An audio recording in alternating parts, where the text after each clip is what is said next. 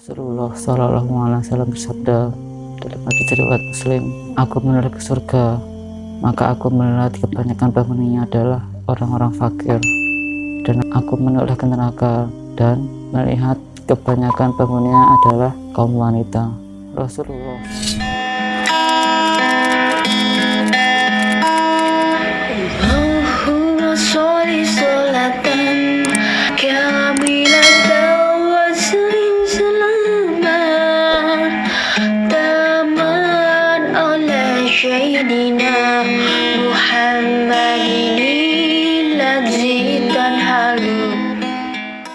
Bismillahirrahmanirrahim.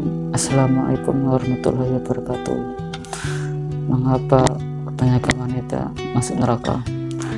Rasulullah Shallallahu Alaihi Wasallam bersabda dalam hadis riwayat Muslim, "Aku menolak ke surga, maka aku melihat kebanyakan penghuninya adalah orang-orang fakir, dan aku menolak ke neraka dan melihat kebanyakan penghuninya adalah kaum wanita." Rasulullah SAW juga bersabda dalam hadis riwayat Muslim dari Ibnu Abbas radhiyallahu anhu berkata, "Aku diperhatikan kepada neraka dan aku melihat kebanyakan penghuninya adalah wanita karena mereka kufur." Beliau ditanya, apakah mereka kufur terhadap Allah Subhanahu wa Ta'ala? Beliau menjawab, mereka kufur terhadap suami mereka dan mengingkari kebaikan suami, yaitu andaikan engkau berbuat baik sepanjang waktu kepada istri, kemudian engkau melakukan satu kesalahan saja, maka dia berkata, "Aku tidak pernah melihat kebaikan sedikit pun darimu." Rasulullah SAW juga bersabda dalam hadis riwayat Bukhari, "Wahai wanita, bersedekahlah dan beristighfar, memohon ampun kepada Allah Subhanahu wa Ta'ala, karena sesungguhnya aku diperlihatkan bahwa kebanyakan kaum wanita adalah penghuni neraka." Maka berkatalah seorang wanita yang pandai, "Mengapa kami para wanita terbanyak masuk neraka?" Beliau bersabda, "Karena kalian melaknat dan kufur terhadap suami." Dalam hadis lain dari Jabir bin Abdullah, "Karena kalian banyak mengeluh dan kufur terhadap suami." Dari penjelasan beberapa hadis tersebut akan ada beberapa pelajaran yang bisa kita ambil. Yang pertama, durhaka kepada suami, tidak menaati perintahnya, yang tidak menyelisihi syariat Islam, dan tidak berterima kasih kepadanya termasuk sebab terbanyak yang memasukkan wanita ke dalam neraka, karena mengingkari kebaikan suami merupakan dosa yang besar. Yang kedua, sebab yang lain adalah karena banyak melaknat. Melaknat di sini mempunyai dua arti. Yang pertama, mencaci atau mencela. Yang kedua, mendoakan orang lain agar dijauhkan dari rahmat Allah Subhanahu wa Ta'ala.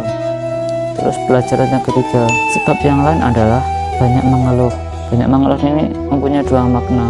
Yang pertama, mengeluh keadaan suami yang tidak menunaikan haknya, padahal sang suami telah banyak berbuat baik kepadanya. Arti yang kedua, mengeluh rezeki Allah yang telah diberikan, tidak bersyukur kepadanya, dan tidak merasa tenang dengan ketetapannya. Kemudian pelajaran keempat dari hadis ini, terdapat beberapa pelajaran terkait memberi nasihat dan metodenya.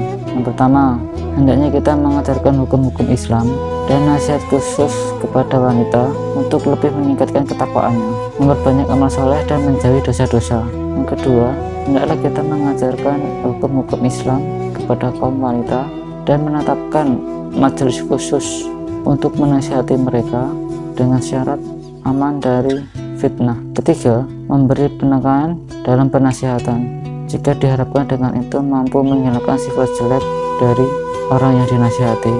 Yang keempat, hendaklah kita memperhatikan nasihat yang dibutuhkan. Metode yang terakhir atau yang kelima, hendaklah senantiasa memberi nasihat terutama kepada yang membutuhkan. Baik, kemudian pelajaran yang kelima, memotivasi untuk memperbanyak sedekah dan istighfar, dan mengimani bahwa keduanya termasuk sebab menyelamatkan seseorang dari hamba Allah Azza wa Jalla, karena kebaikan dapat menghapus kejelekan. Yang keenam atau pelajaran yang keenam, hadis ini menunjukkan bahwa kekafiran ada dua bentuk. Yang pertama adalah kufur akbar atau kufur besar yang membuat pelakunya murtad dari Islam atau keluar dari Islam. Terus yang kedua adalah kufur asghar atau kufur kecil yang pelakunya tidak menyebabkan keluar dari Islam. Terus pelajaran yang ketujuh, sebagaimana dalam hadis ini terkandung juga pelajaran bahwa imam bisa naik dan turun, naik karena ketakwaan dan turun karena kemaksiatan. Pelajaran ke-8, seorang pemimpin hendaklah memperhatikan kondisi masyarakatnya, terutama pengamalan mereka terhadap agama, dan hendaklah secara khusus memperhatikan kaum wanita, sebagaimana yang dilakukan oleh Rasulullah SAW.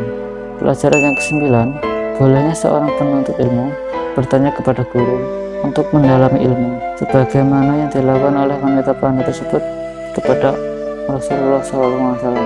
Kemudian pelajaran yang terakhir atau yang ke-10, hadis ini juga menunjukkan bahwa bolehnya seorang wanita bersedekah kepada suami tanpa izin darinya, dan ini merupakan pendapat jumhur ulama.